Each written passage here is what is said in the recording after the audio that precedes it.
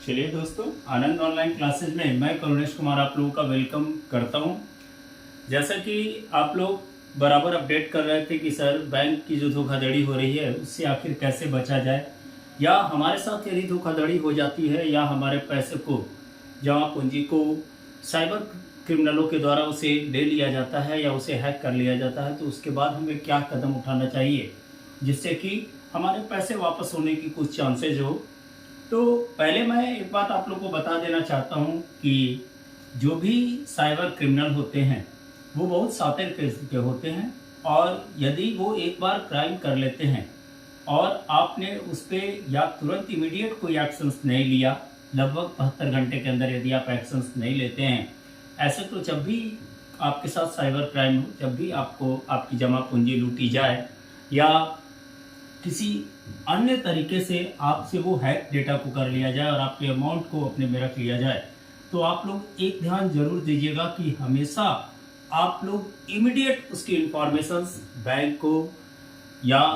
Nearest bank को, nearest police station को, और साइबर क्राइम जो सेल बनी हुई है, हमारी जो संगठन बनाई गई है जो साइबर अपराध इकाई के रूप में काम जो करता है, या कह दें आर्थिक अपराध शाखा जो है, वो इस पर तुरंत एक्शन ले पाए। तो आपको आज मैं चंद 5-6 उपाय बताऊंगा जिसके द्वारा आपके साथ यदि धोखाधड़ी होता है तो आप उस पर इमीडिएट एक्शन लेकर के आप अपने संपत्ति को या अपने रुपए को बचा सकते हैं या लौटा सकते हैं। सबसे पहले आप एक बात ध्यान देंगे कि जिस समय आपकी साइबर क्राइम होगी या जिस समय आपकी लूट होगी, कह दे उसको तो बराबर ही होगा, जिस समय आपके साथ धोखाधड़ी किया जाएगा उस समय लोगों की मानसिकता थोड़ी बदल जाती है। तो सबसे पहले तो हम ये बात कहेंगे कि आप लोग किसी भी तरह का कोई भी प्रलोभन या किसी तरह का कोई भी बात आपको बताई जाए जिससे कि आपको बिल्कुल अलग ढंग का लगे और ऐसा नहीं लगे कि आपको मुफ्त में कोई चीज़ मिल रही है, तो आप समझ जाएंगे कि आपके साथ धोखाधड़ी होने वाला है। दूसरी बात मैं ये बताऊंगा, ये सामान्य बात है जिसको कि आप अमल कर सकते हैं अपने धोखाधड़ी से बचने के लिए।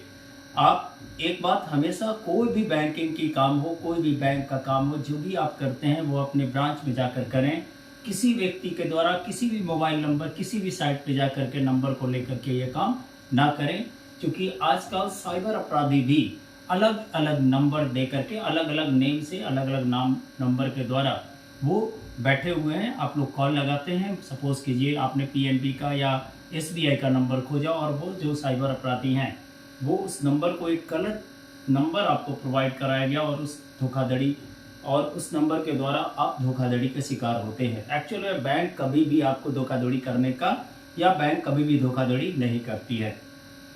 अब सवाल ये उठता है कि अब सपोज कीजिए कि आपके साथ धोखाधड़ी हो जाए, तो आपका सबसे पहला कदम क्या होगा। आम तौर पे मेरे पास भी ऐसी घटनाएं आती है जिसमें मैं किसी भी व्यक्ति को ये एडवाइस देता हूँ कि आप सबसे पहले आप नियरेस्ट पुलिस स्टेशन में जाएं और इसकी तत्काल सूचना दें। और उससे भी पहले, सबसे पहले जिस डेबिट कार्ड, एटीएम कार्ड या आपका क्रेडिट कार्ड से धोखाधड़ी हो रहा है उसे आप सबसे पहले बंद कराएं। चूँकि वो एटीएम कार्ड या डेबिट कार्ड का यदि आप नंबर देखेंगे तो आपके एटीएम डेबिट कार्ड के पीछे भी दी जाती है। आप उस नंबर को लेकर के उस पर कॉल करके अपने एटीएम डेबिट कार्ड को तुरंत बंद कराने का ये आग्रह करें या तुरंत बंद कराएं। इससे क्या होती है कि कभी कभी आपका साइबर अपराधी जो अमाउंट को लेते हैं वो क्या होता है कि बैंक टू बैंक पेबल होती है, जिसके कारण इसको करने में 2 से 3 घंटा टाइम लगता है और कभी कभी 24 घंटे की भी टाइम लग जाती है। यदि आप इस दरमियान आते हैं और इमीडिएट आप उस पर मैसेज देते हैं, इमीडिएट आप अपने अकाउंट को बंद कराते हैं, अपने कार्ड को बंद कराते हैं, तो 80% पॉसिबिलिटीज़ रहती है कि आपका अमाउंट जो होता है आपके अकाउंट में चला आएगा। और ऐसा हुआ भी है। आज से 10 दिन पहले एक आदमी के साथ लगभग 2 लाख रुपए की फॉर्जरी हुई थी, जिसमें से आपको जब क्रेडिट कार्ड और एटीएम डेबिट कार्ड में, क्रेडिट कार्ड में खास करके एक फैसिलिटीज़ होती है कि आपका कम से कम वो, आप जो अमाउंट को अपने सर्वर से या अपने अकाउंट से यदि शेयरिंग किया है तो वो अमाउंट लगभग 6 घंटे तक लाइव रहता है, जिसके कारण वो आपको, यदि आप इमीडिएट देंगे, इमीडिएट उसकी कंप्लेन करेंगे तो हो सकता है कि अमाउंट आपका रिवर्स हो जाए। और ऐसा हुआ भी है हमारे मित्र के साथ। लगभग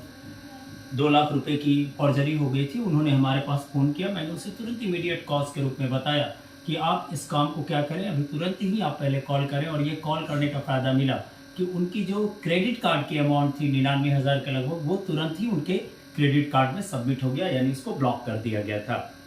दूसरा बात है, आप पहली बात तो समझ गए होंगे कि सबसे पहले आप अपने credit card, debit card, ATM, bank account सबको बंद करें। दूसरा बात, इसके बाद आप जाएं और नियरेस्ट बैंक ब्रांच में जाएं और जितनी जल्दी कोशिश करें, हो सकता है कि जिस दिन आपके साथ हुआ उसके चंद मिनटों में आप बैंक ब्रांच में जाएं। ब्रांच में जाने के बाद आप एक विधिवत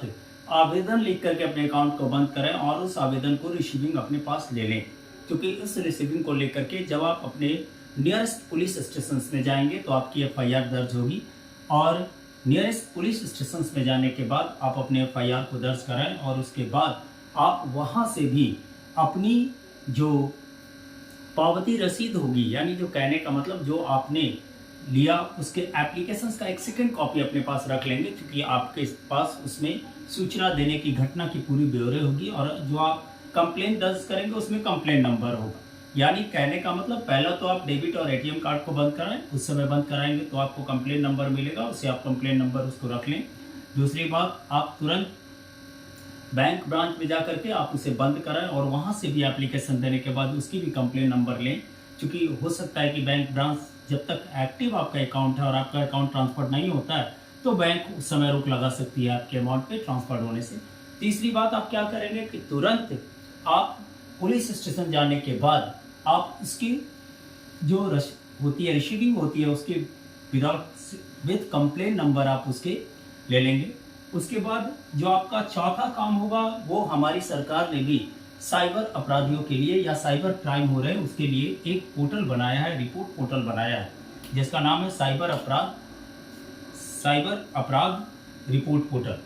और उस पोर्टल पे जा करके आप अपनी कंप्लेंट को दर्ज करके और पूरी जो भी आपके पास डॉक्यूमेंट्स होगी, चाहे वो पुलिस केस किया हुआ डॉक्यूमेंट्स हो या बैंक के द्वारा हो, उसे आप स्कैन करके उसे उसमें फर्दरली दे देंगे। वो वेबसाइट जो आपका है वो वेबसाइट है आपका साइबर क्राइम। याद रखेंगे, कभी कभी ये बहुत काम देता है जब हमारे पास कुछ भी नहीं होती है और उस समय जब हमारे साथ चिट हो जाता है तो ये काम करेंगे तो आपका हो सकता है 80% पैसा आपका वापस हो जाए। cybercrime.government.in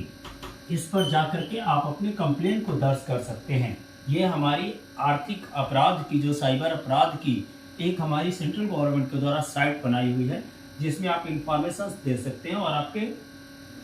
इंफॉर्मेशन देने के बाद आप इसमें कंप्लेन करेंगे। कंप्लेन करने के बाद आपकी कंप्लेन दर्ज होगी और उसी समय से आपकी एक्शन शुरू हो जाएगी। और उसके बाद यदि आप इमीडिएट कॉल करना चाहते हैं तो आप एक बात हमेशा याद रखेंगे कि आप जो पोर्टल पे जाएं और या आप मैनुअली भी कॉल 155260 155 पे कॉल करें। ये हमारा साइबर क्राइम के लिए बनाए हुए पोर्टल है, पूरे ऑल इंडिया लेवल पे है। आपकी कंप्लेंट दर्ज होगी और उस पर तुरंत इमीडिएट एक्शन होगी। आप एक बात ध्यान देंगे, कभी भी किसी भी अनचाहे आदमी से बात इस विषय में नहीं करेंगे, किसी भी आदमी को अपना शेयर नहीं करेंगे किसी मामले में। और यदि आप कहीं कॉल लगाते हैं, चाहे आप 155260 पे लगाएं या cybercrime.government.in पे कंप्लेन करें, तो आप किसी भी जगह पर जाकर यदि कंप्लेन करते हैं तो किसी तरह का कोई भी ओटीपी या अदर चीज़ को शेयरिंग करने की ज़रूरत आपको नहीं है। यानी आज हम आपको थोड़ा 2-4-5 स्टेप बताए, जिसके बाद आपको आपकी करेंसी वापस हो सकती है। और यदि आप 48 या 72 घंटे के बाद जाते हैं तो हो सकता है कि आपका रिपोर्ट दर्ज हो लेकिन उससे कोई फ़ायदा नहीं मिले, तो इसलिए आप लोग वेट नहीं करेंगे। साथ में एक बात ध्यान देंगे कि कभी किसी के साथ किसी भी तरह का, चाहे वो अपना ही क्यों ना हो, बैंक का कोई भी डेटा को शेयरिंग आप नहीं करेंगे। ज़्यादा जितनी भी देखी जा रही है, जितनी भी क्राइम आजकल आ रहे हैं, जितनी भी केसेस हो रही है इस मामले में, उसमें 70% आपके अपने ही मौजूद होते हैं या आपके अपने ही होते हैं जो इस क्राइम को कर रहे हैं, आपके पर्टिकुलर्स। इसलिए 30% ही साइबर अपराधियों के द्वारा किया जा रहा है। 70% जो अपराध होती है वो इस कैटेगरी में आता है, जो कि आपका फैमिली मेंबर के द्वारा ही किया जाता है या फैमिली मेंबर के द्वारा ही लीक होता है। तो सबसे पहले तो आप अपने जो भी चीज़ें हो वो अपने फैमिली मेंबर से भी बचाएं या अपने मित्रों से भी बताएं, दोस्तों से भी बचाएं। अब ये मैं नहीं कहना चाह रहा हूँ कि भाई आप किसी पे बिलीव करें लेकिन अपने चीज़ों को, वैसी कुछ भी चीज़ हो जो आपके तक ही रहना चाहिए उसको आपको शेयर नहीं करनी चाहिए। और बहुत से लोग समझते हैं कि मैं पुलिस केस कर दूंगा तो हमारी माँ रिकवरी हो जाएगी, लेकिन एक बात मैं बताना चाहता हूँ कि पुलिस के पास भी बहुत सी काम है। हाँ ठीक है, पुलिस केस होती है तो वो लोग भी इन्वेस्टिगेट करते हैं, लेकिन ये अपराधी ऐसे अपराधी होते हैं जिनका कि एक लिंक से अदर लिंक में पहुंचने पे पता चलता है कि ये लिंक ही ब्रेक कर गया। कहने का मतलब कि ये किसी तरह का कोई भी आपका ट्रेसेबल नहीं मिलता है। यानी ये यदि केस की जाती है, ये यदि लेट करते हैं, आप जब तक रिकवरी